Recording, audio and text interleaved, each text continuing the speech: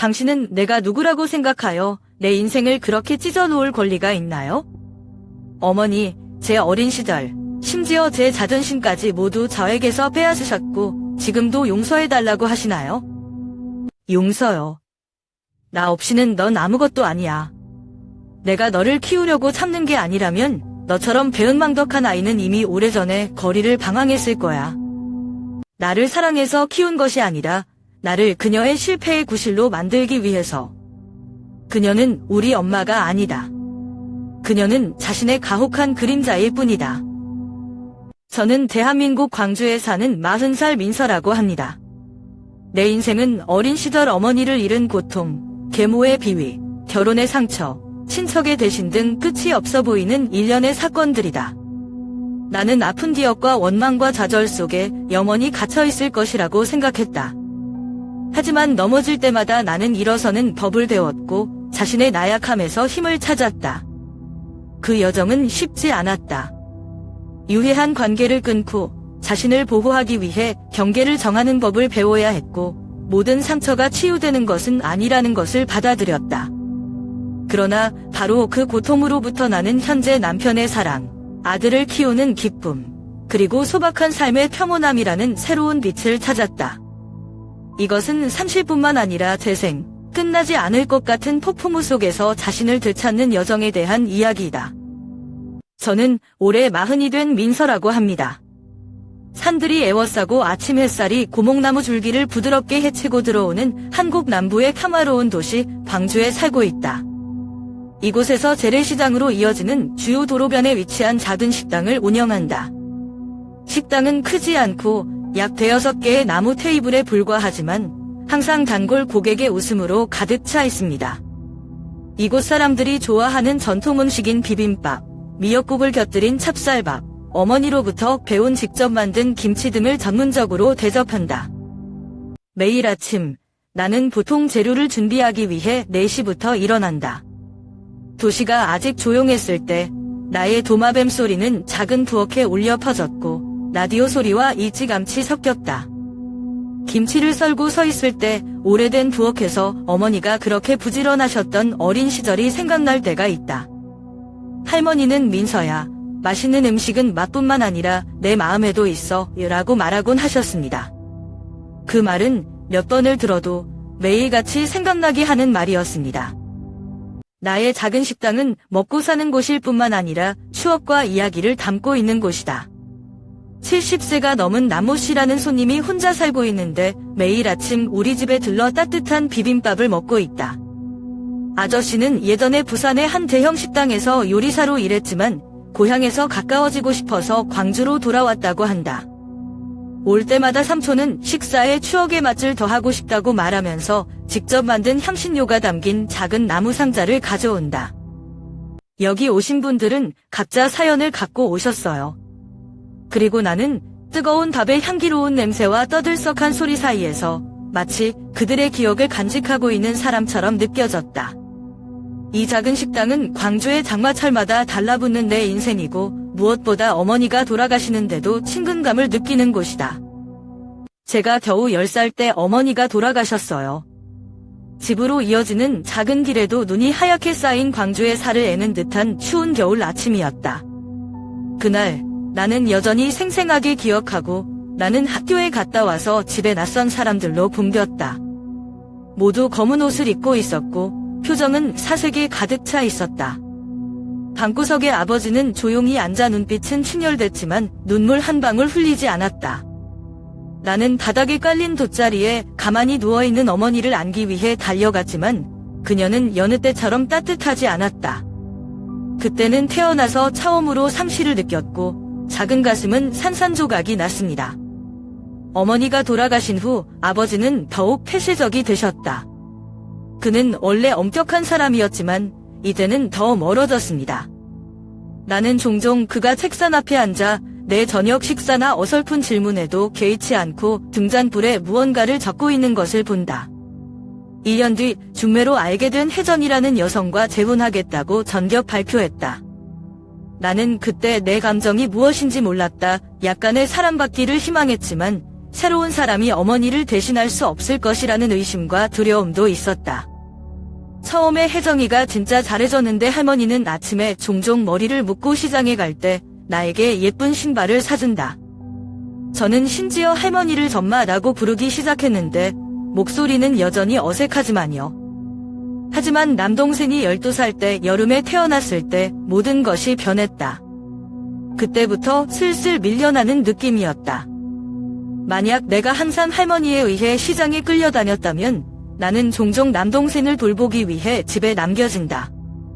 그녀가 올 때마다 그녀는 즉시 달려와 위로했고 나는 내가 여전히 이 가족의 중요한 부분인지 모른 채 멀리서 지켜보고만 있었다. 한 번은 내가 청소하는 동안 그릇을 놓쳤을 때 그녀는 소리쳤다. 왜 너는 항상 그렇게 서툴러?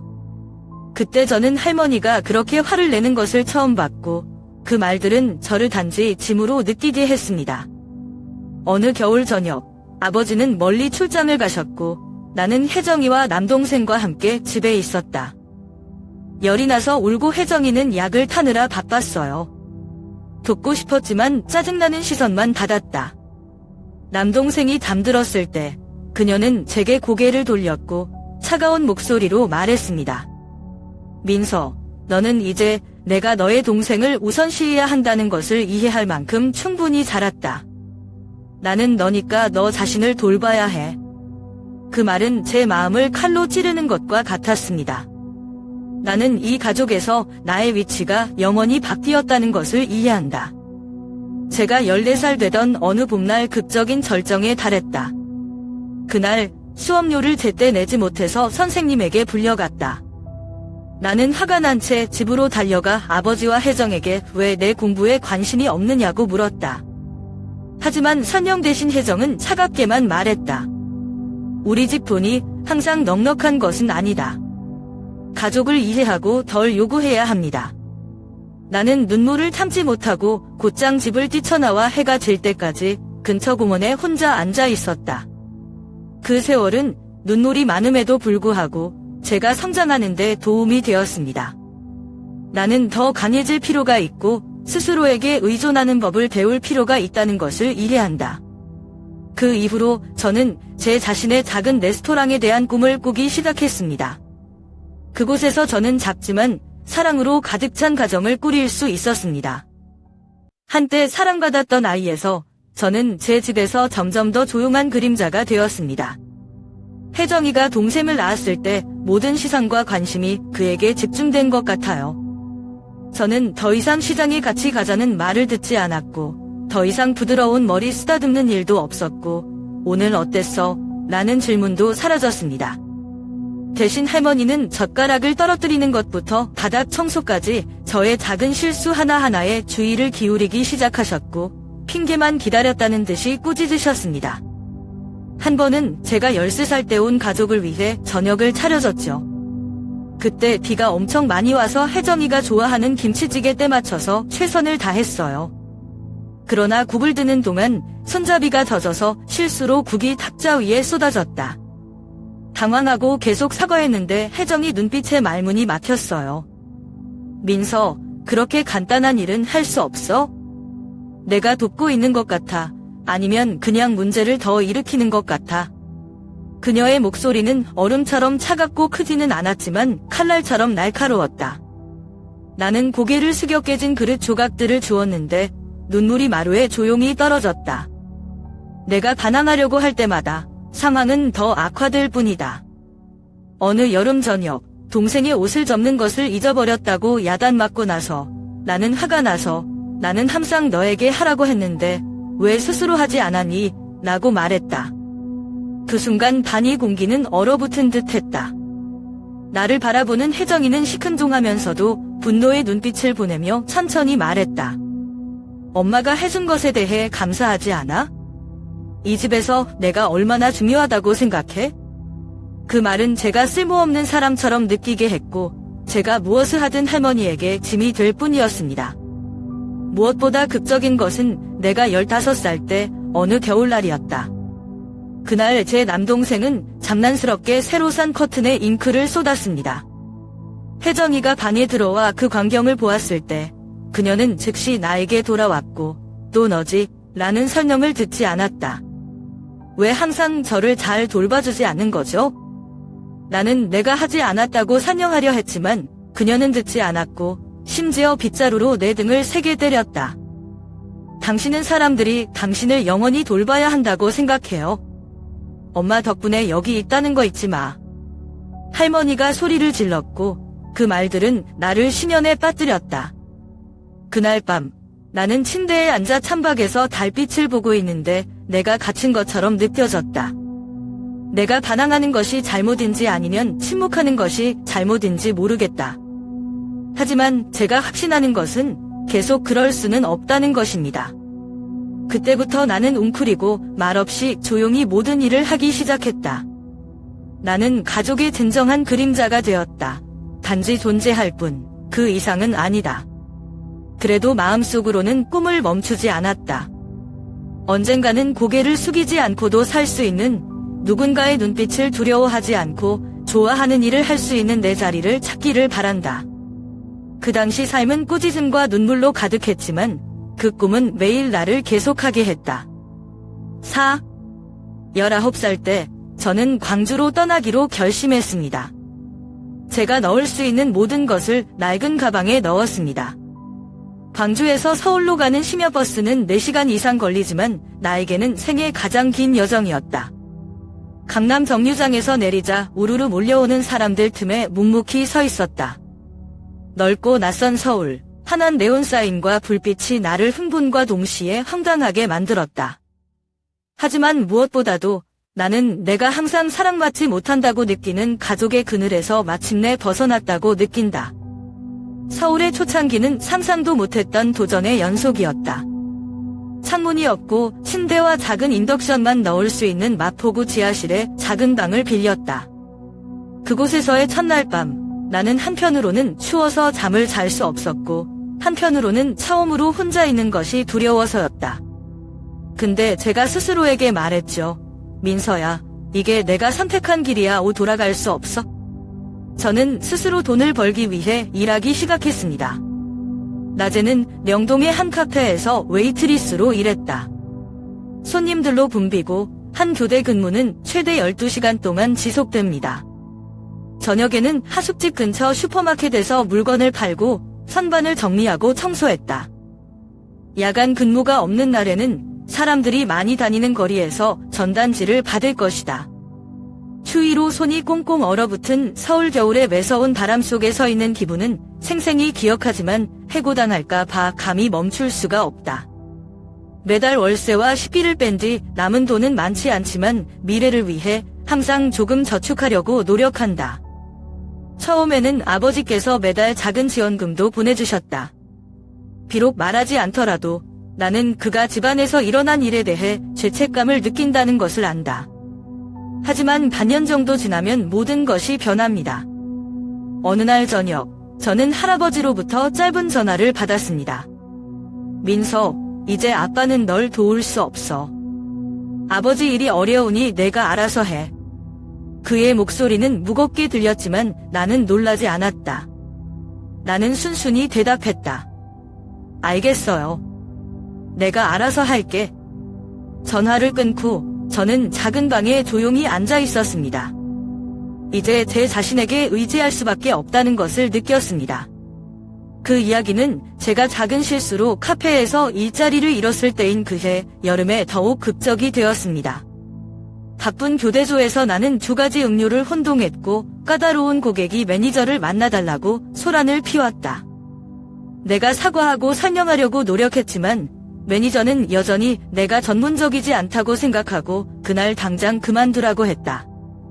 나는 온 세상이 나에게 등을 돌리는 듯한 느낌의 술집을 나왔다. 얼마 남지 않은 돈으로 다음 달을 어떻게 넘길지 모르겠다.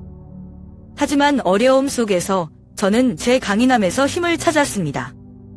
나는 단기 일자리를 더 얻었고 심지어 홍대에 있는 울산 상사에게 길거리 음식을 팔기도 했다. 한 번은 피로와 스트레스로 인해 길에서 기절했다.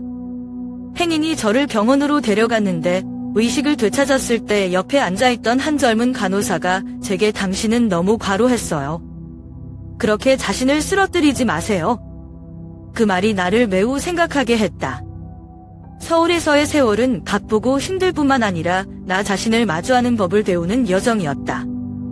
나는 더 이상 차가운 시선만을 피해 다니는 수줍은 어린 민서가 아니다. 낯선 도시 한가운데서 나는 아무리 어렵더라도 나 자신을 위한 길을 만들어야 한다는 것을 점차 깨달았다. 그리고 그 여정은 저를 더 강하게 만들었고 새로운 삶을 만들겠다는 꿈에 한 걸음 더 다가갔습니다. 몇 년 후, 내가 27살이 되었을 때 서울에서의 생활은 점점 안정되었다. 종로의 한 작은 식당에서 교대 관리자로 일하면서 일이 그리 힘들지 않았고 예전처럼 매 끼니 걱정 없이 스스로 먹여 살릴 수 있었다.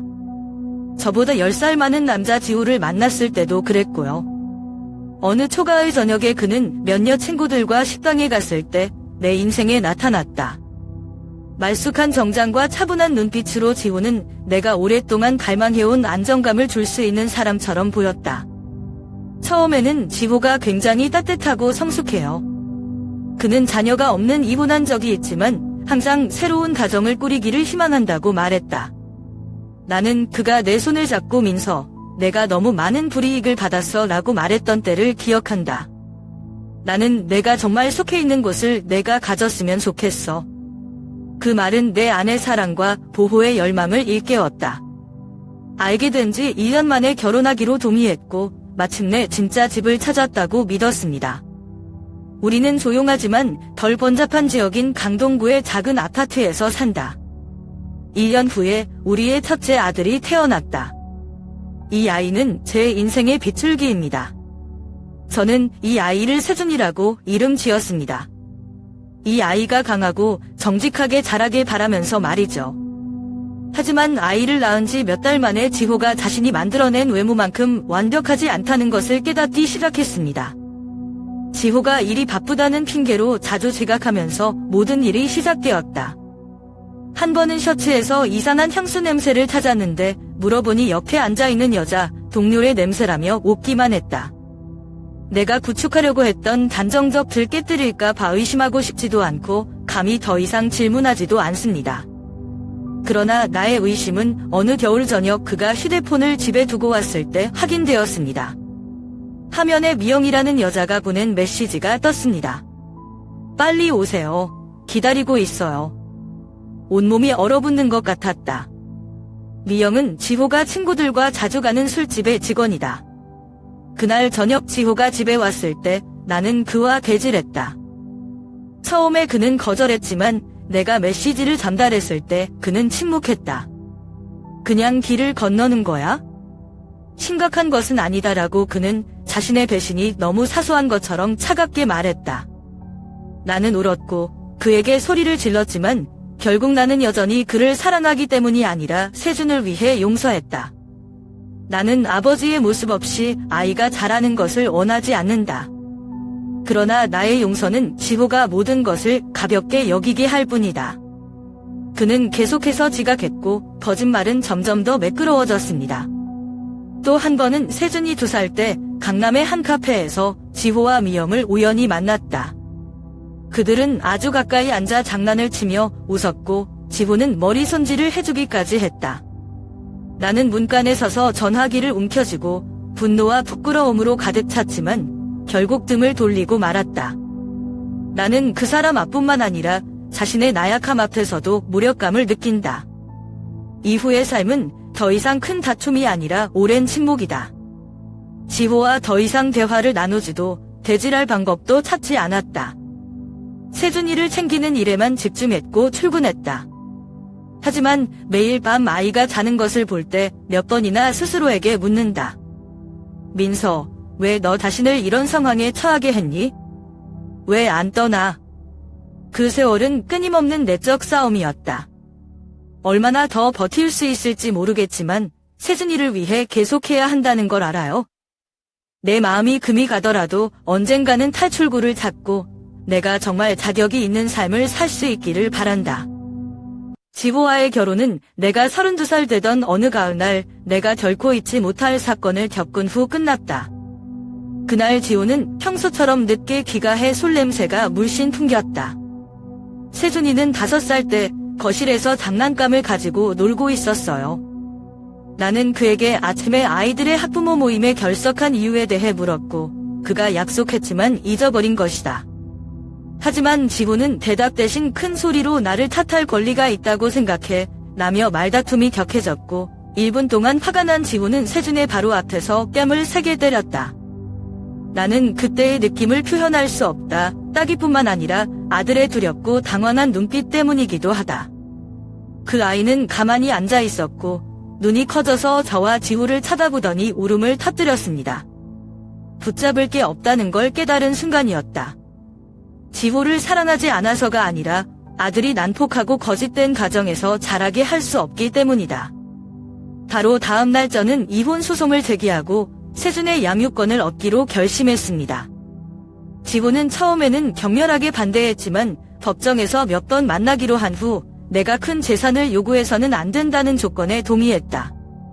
나는 단지 내가 새로운 삶을 시작할 수 있을 만큼 충분한 보상을 요구할 뿐이다.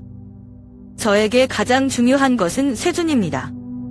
저는 더 이상 엄마와 아이의 고통을 연장하고 싶지 않습니다. 서울을 떠나 수년 전 두고 온 광주로 돌아간다. 도시는 그다지 변하지 않았지만 저는 다른 사람이었습니다. 나는 재래시장 근처에 있는 작은 집을 빌려서 내가 가진 얼마 안 되는 돈을 길가에 작은 식당을 차렸다. 처음에는 일이 쉽지 않았다. 나는 스스로 재료의 균형을 맞추고 음식을 준비하고 주방장과 웨이터를 겸하는 법을 배워야 한다. 하지만 가장 마음이 따뜻한 건 매일 아침 세준이의 미소를 보면 내가 옳았다는 걸 알 수 있다는 거예요. 음식점이 영업을 시작한 지 반년쯤 지난 어느 날 자주 찾는 손님 도면 씨를 만났다. 그는 근처에서 자동차 수리 일을 하는 나보다 몇 살 더 많은 소박한 남자이다. 매일 아침 그는 식당에 가서 비빔밥을 한 그릇 주문하고 항상 나에게 친절한 미소를 지었다. 처음에는 그를 다른 손님으로만 보았지만 차츰 그의 은근한 관심이 나를 주목하게 했다. 한 번은 식당에 손님이 너무 많아 테이블을 치우느라 바쁠 때 도면 씨가 일어나서 내가 부탁하지 않아도 청소를 도와줬다. 민서 언니, 필요한 거 있으면 말씀하세요. 한가해요. 라고 그가 말했고 진심 어린 어조는 나를 거부할 수 없게 만들었다. 심지어 제가 일을 서두를 때마다 그는 제가 세준을 돌보는 것을 도와줬고 세준을 웃게 만드는 재미있는 이야기를 해주었습니다. 동현 씨가 제 인생에 더 많이 나타나기 시작했어요. 그는 종종 어머니의 정원집에서 신선한 야채 요리를 가져다 주거나 가게에 가서 도움이 필요한지 물어보곤 했다. 비록 그가 결코 말하지 않았지만 그 관심은 점차 내 날의 친숙한 부분이 되었다. 그러던 어느 늦은 밤 식당이 문을 닫은 후 도면은 갑자기 민서 씨, 당신이 많은 나쁜 일을 겪었다는 것을 알아요. 하지만 나는 진심으로 당신과 함께 있고 싶고 당신의 마음을 편하게 해주고 싶어요. 그 고백은 나를 혼란스럽게 했다.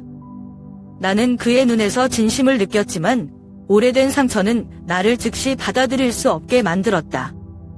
저는 누구를 사랑할 수 있을지 모르겠어요. 동현아.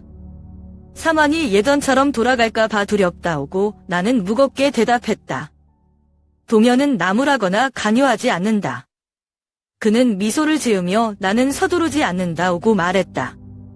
저는 단지 당신이 누군가가 필요하다면 제가 여기 있을 것이라는 것을 알아주셨으면 합니다.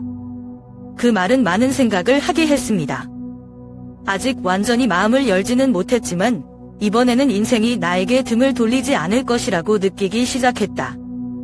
그 후 며칠 동안 작은 식당은 계속해서 내가 정성을 쏟는 곳이다.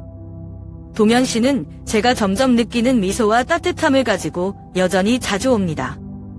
저는 미래가 어떨지 모르지만 적어도 제 파란만장한 여정에서 한 줄기 빛을 발견했습니다. 어느 봄날 저녁, 산들바람이 불 때 나는 바쁜 하루 일과를 마치고 식당을 청소하고 있었다. 동현은 문틀에 기대어 서 있었고 노란 불빛이 그의 온화한 얼굴에 번쩍였다. 그는 삼련하지만 의미심장한 목소리로 나를 바라보았다. 민서야, 넌 날 거절할 수 있어. 하지만 다시 사랑할 기회를 거절하지 마. 그의 말은 고압적인 고백이 아니라 마음의 메시지 같았다. 나는 그 후 오랫동안 조용히 서 있었고 그의 눈빛은 그의 진심에 닿았다. 그 다음 날 저는 끊임없이 생각했습니다.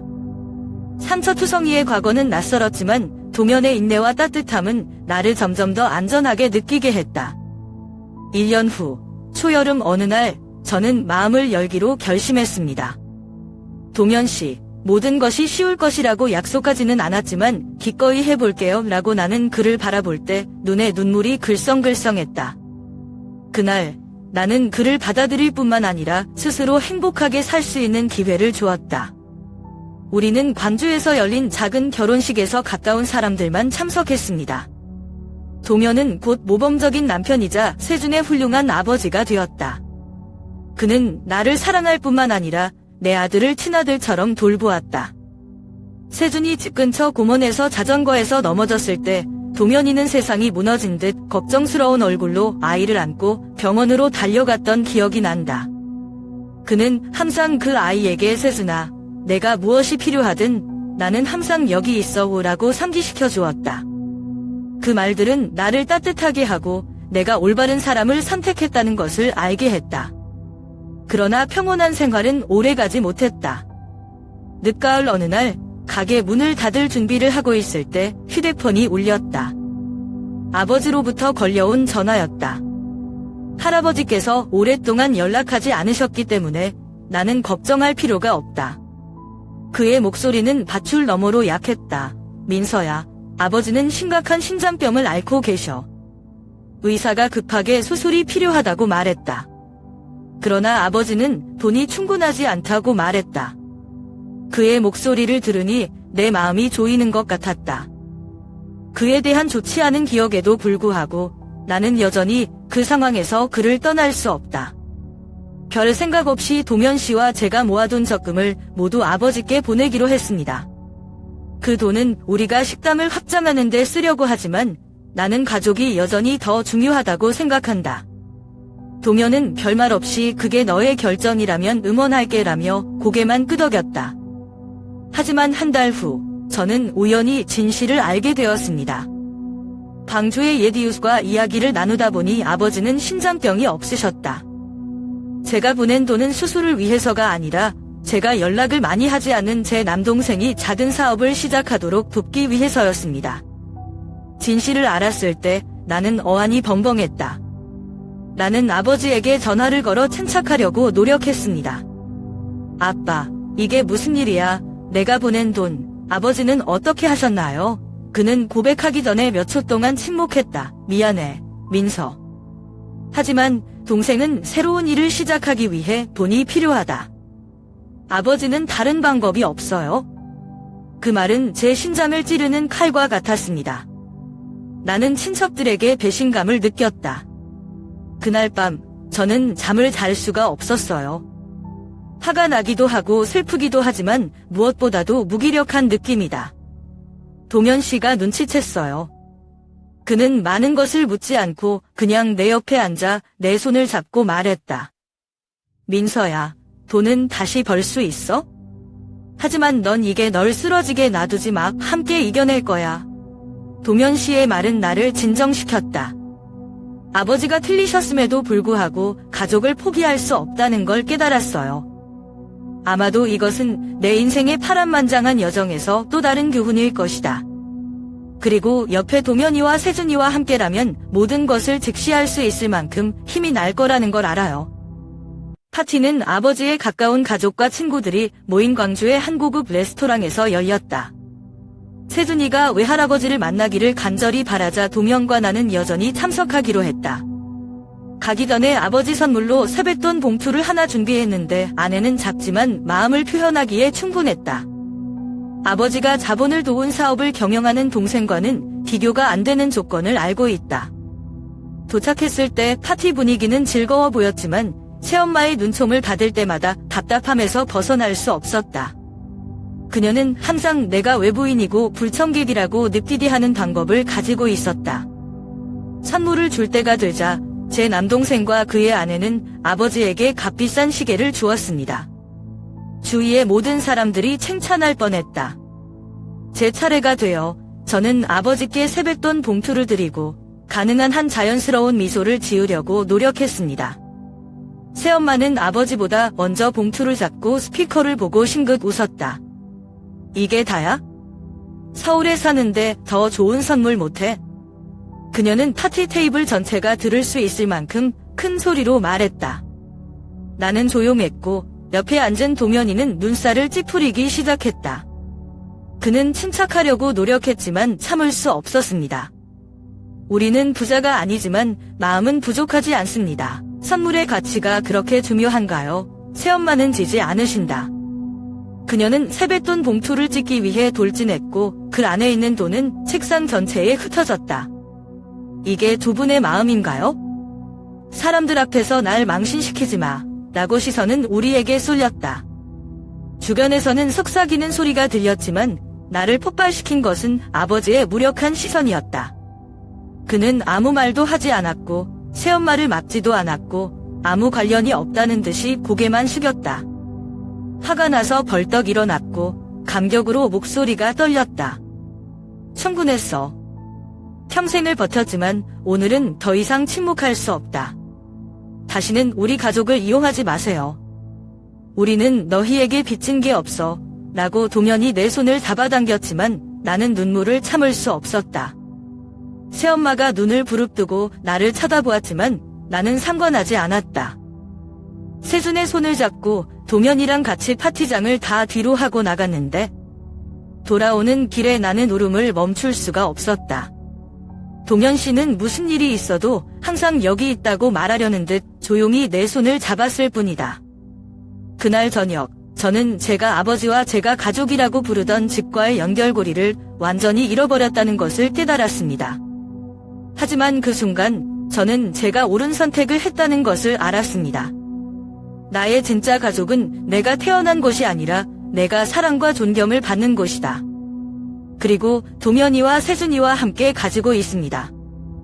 소리를 지르고 걸음을 옮기는 순간 아버지는 애써 만류하시며 어리둥절한 목소리로 민서야, 그만 좀 떠들어라. 그래도 가족인데 굳이 그럴 필요가 있나요? 그는 나를 쳐다보았지만 딸을 지키는 아버지가 아니라 마지못해 하는 눈빛으로 혜정 할머니가 화를 낼까 봐 걱정하는 듯 했다. 저는 항상 비난합니다. 하지만 내 엄마가 너에게 해준 일에 대해 생각해봤니? 그 말은 나에게 찬물을 끼얹는 것과 같았다. 아버지로부터 공정성에 대한 희망의 감정이 조금씩 무너졌다. 나는 쓴웃음을 지으며 침착하려고 노력했다. 가족인가요? 제 느낌에 대해 생각해보신 적 있으세요? 아버지의 딸이지만 당신은 항상 모든 것에 대해 비난받는 사람이고 그림자일 뿐입니다. 내가 무슨 잘못을 저질렀기에 아버지와 그녀는 나를 그렇게 대합니까? 방 안의 분위기가 긴장되었다. 돌아서서 나가려고 했는데 그 순간 동현 씨가 다가오더니 화가 잔뜩 난 목소리로 민서, 충분해. 왜 그냥 내버려 둘 수 없어요? 굳이 내가 다 파헤쳐야 되는 거 아니야? 나는 아연실색했다. 마음이 약한 순간에 위로해주는 내 편인 동현이 내가 아는 동현이 아니다. 그러나 아직 반응하지 못한 그는 갑자기 손을 들어 내 뺨을 세게 때렸다. 방 전체가 조용했고 갑자기 뺨을 때리는 소리와 급한 숨소리만 남았다. 그 뺨은 나를 육체적으로 아프게 할 뿐만 아니라 내 마음을 산산조각 내도록 했다. 내가 억누른 모든 분노가 갑자기 눈물로 변했다. 나는 고통뿐만 아니라 믿을 수 있다고 생각하는 유일한 사람의 배신 때문에 울음을 터뜨렸다. 세준은 무슨 일인지 모르는 듯 창백한 얼굴로 그 광경을 바라보며 근처에 서 있었다. 동현이를 보고 목이 메어 형, 왜? 내가 틀렸다고 생각해? 내가 이럴 만하다고 생각해? 동현이는 바로 대답하지 않았지만 후회가 눈에 선했다. 그러나 사과하는 대신 모든 일에 지쳤다는 말처럼 한숨만 쉬었다. 새엄마는 여전히 만족스러운 표정을 지으며 불에 기름을 넣는 것을 잊지 않았다. 자, 보세요. 남편도 내가 틀렸다고 생각한다. 더 이상 악화시키지 마, 민서. 나는 그 방에 더 이상 설 자리가 없고 가족이나 의지할 곳이 전혀 없는 것 같다. 나를 바라보는 모든 시선들 사이에서 나는 그저 사라지고 싶다. 아무 말 없이 세준의 손만 잡고 식당 밖으로 나와 고개도 돌리지 않았다. 그날 밤 집에 돌아왔을 때 동현이한테 말을 걸 수가 없었어요. 그는 삼원을 진정시키고 싶을 뿐이며 그 뺨이 통제불능의 순간이라고 설명하려고 노력했지만 나는 더 이상 들을 수 없었다. 그냥 쳐다보고 나서 동현아, 나도 내 편이 아니면 넌 또 뭐야? 라고 물었더니 저를 침묵시켰어요. 당신과 나의 관계가 회복될 수 있을지 모르겠다. 하지만 한 가지는 확실히 알고 있습니다. 저는 결코 가족시라고 부르는 집으로 돌아가지 않을 것입니다. 앞으로 나아가는 길이 아무리 힘들어도 이번에는 저와 세준이만을 위해 제 발로 걸어갈 것입니다. 그 일이 있은 후 나는 뒤도 돌리지 않고 파티에서 나왔다. 그날 밤 집에 도착했을 때 내 마음은 텅 비어 있었다. 일찌감치 가족에 대한 기억이 씁쓸하게 물들었지만 홀로 거실에 앉아 간직하고 있던 옛날 부모님의 웨딩 사진을 음시했다. 몇 시간 동안 생각한 후 나는 다음과 같이 결정했다. 아버지와 새어머니와의 모든 연결을 끊을 것이다. 저는 더 이상 상처만이 항상 존재하는 관계 속에서 살고 싶지 않아요. 다음날 동현은 거실에서 하룻밤을 자고 돌아왔다. 그는 나를 보고 후회하는 눈빛으로 가득 찼다. 민서, 미안해. 내가 틀렸어. 당신은 특히 모든 사람들 앞에서 그렇게 행동하면 안 됩니다. 그리고 그가 목이 메며 말했다. 나는 그의 사과의 진심을 분명히 보았지만 상처는 아직 치유되지 않은 상처처럼 여전히 남아있었다. 동현씨, 용서해드릴게요 라고 내가 나지막한 목소리로 대답했다. 하지만 당신은 이해해야 해요. 나는 전 가족으로 돌아갈 수 없어요. 그들과의 관계를 유지하려고 애썼지만 이번엔 붙잡을 게 없어. 동현이는 고개만 끄덕이고 제 손을 잡았고 저희는 조용히 앉아 있었습니다. 그 침묵은 무거운 것이 아니라 치유하려고 애쓰는 두 사람 사이의 동정심과도 같았다. 일주일 후 저는 제 결정에 대해 분명히 말하기 위해 마지막으로 아버지를 만나기로 결정했습니다. 회의는 그의 집 근처의 작은 카페에서 열렸다. 아버지는 내 앞에 앉아 전보다 더 늙고 피곤해 보였다. 아빠, 이제 더 이상 가족과 연락하지 않을 거라고 말하려고 왔어요. 라고 더 이상 긴장감을 연장하고 싶지 않고 먼저 말을 걸었다. 나는 상처에 지쳤다. 이런 환경에서 아들이 자라지 않았으면 좋겠어요. 아버지는 입을 다물고 앞에 놓인 커피잔을 바라보았다. 잠시 후 그는 한숨을 쉬며 말했다. 민서씨, 아버지가 자신의 책임을 다하지 않았다는 것을 알아요. 아버지는 내가 많은 불이익을 받게 하셨지만 내가 이렇게 끊어야 할 필요가 있니? 난 여전히 내 아버지야. 나는 고개를 저었고 눈물이 핑 돌았지만 목소리는 여전히 굳어 있었다. 아버지, 사랑은 명분에만 의존할 수 없습니다. 나는 내가 필요할 때 너를 보호하지 않고 너의 말을 듣지 않으며 항상 그들의 편이야. 더 이상 그렇게 못 참겠어. 아버지는 대답하지 않고 고개만 살짝 끄덕였다. 내가 겪은 고통을 당신이 정말 이해했는지 모르겠지만 그가 변명하려고 하지 않은 것은 이번이 처음입니다. 나는 일어나서 그에게 마지막으로 절을 하고 카페를 나왔다. 전 가족과 나를 이어준 마지막 끈을 끊었다는 느낌이 드는 순간이었다. 몇 달 후 제 삶은 점차 정상으로 돌아왔습니다. 저의 작은 식당은 여전히 잘 운영되고 있고 세준이는 학교에서 공부를 아주 잘하고 있어요.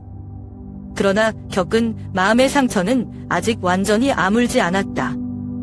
어떤 날은 세준이가 잠들었을 때 나는 여전히 멍하니 앉아 내가 기다리던 가족에 대해 생각하면서 나에게 고통을 안겨주곤 했다.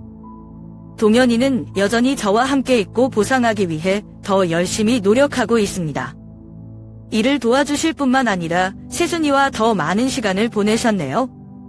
어느 날 저녁 우리 셋이 저녁을 먹었을 때 동현 씨는 민서, 내 과거를 지울 수는 없지만 더 이상 고통받지 않게 해주겠다고 약속할게라며 눈물을 글썽였지만 이번에는 따뜻함 때문이었다.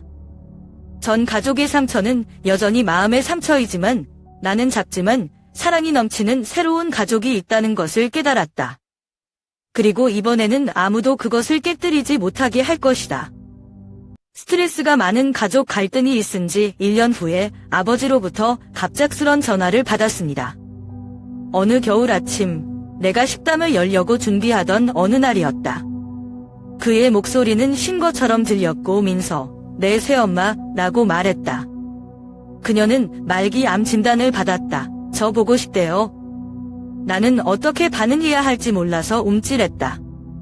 일어난 모든 일 후에 할머니를 다시 만난다는 생각이 나를 불안하게 했다.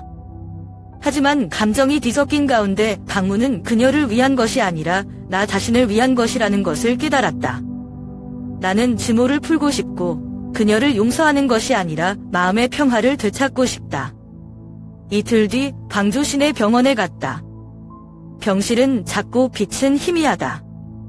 새엄마는 침대에 누워 얼굴이 수척하고 참백해 마치 삶이 조금씩 자신을 떠나가는 것 같았다. 그녀는 나를 보자 가볍게 눈물을 흘렸다. 나는 아무 말도 하지 않고 침대 옆 의자에 앉아 마음이 무거웠다. 그녀가 먼저 말을 걸자 약한 목소리로 민서, 와줘서 고마워. 할머니는 자녀에게 많은 잘못을 저질렀다는 것을 알고 있다.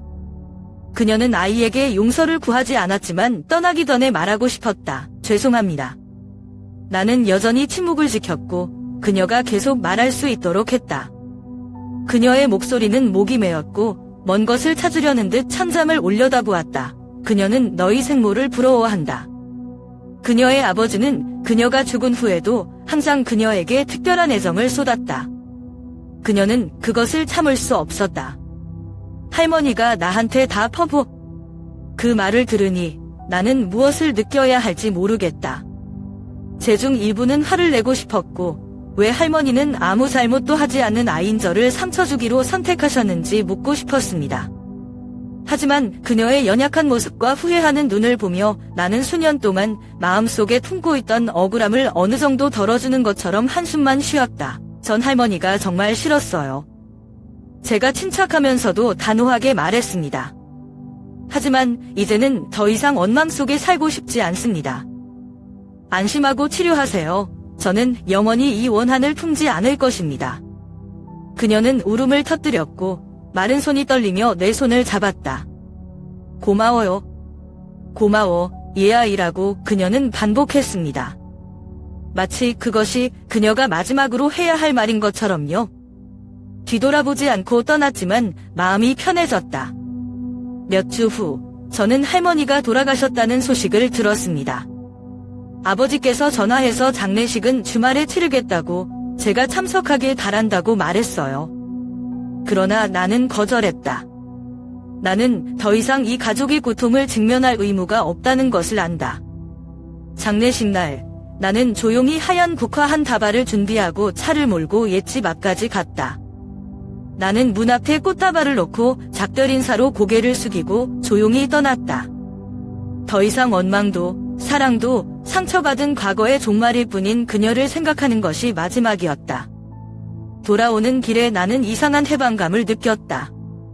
난생 처음으로 나는 더 이상 옛 억울함에 사로잡히지 않고 더 이상 새어머니와 옛 가족에 대한 가슴 아픈 기억들에 얽매이지 않는다.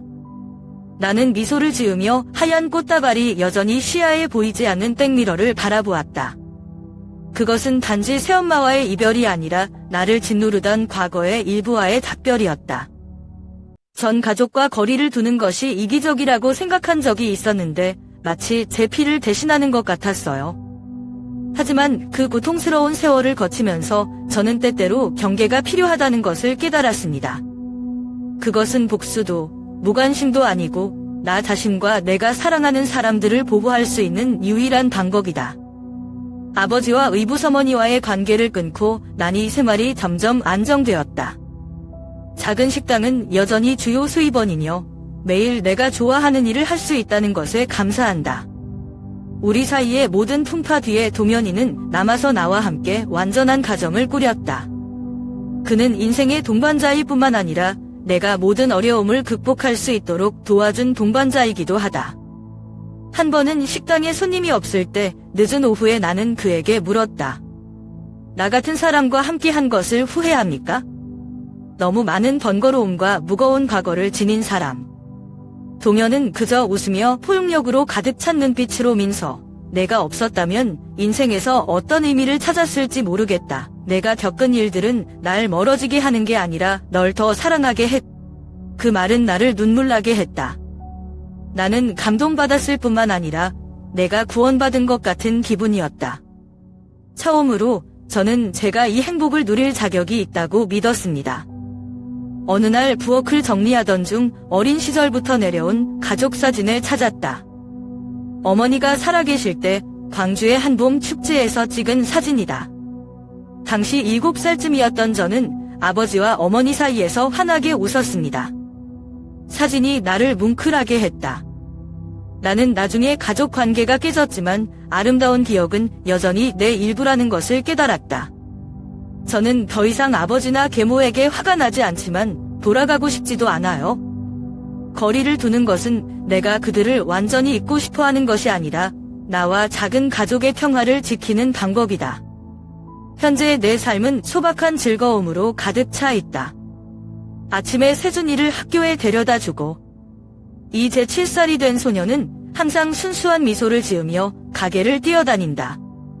레스토랑의 단골 손님들은 종종 아이가 착하고 저와 닮았다고 칭찬하지만 저는 그것이 동현에게 더 많은 것을 물려받았다고 생각합니다. 차분함과 친절함. 어느 가을 오후 가게 문을 닫았을 때 세준이가 제게 물었습니다. 엄마, 조부모님이 왜 저를 방문하지 않으세요?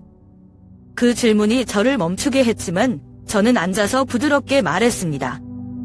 조부모님은 멀리 계시기 때문에 평화롭게 살기를 원하십니다. 너는 부모님과 나를 사랑하는 사람들이 있어. 그것으로 충분해. 세준은 미숙하지만 확신에 찬 눈빛으로 고개를 끄덕였다. 때때로 과거는 여전히 내 꿈으로 돌아왔지만 지금은 예전처럼 나를 고통스럽게 하지 않는다. 나는 모든 것이 치유될 수 있는 것은 아니라는 것을 받아들이는 법을 배웠다. 그리고 그것은 괜찮다.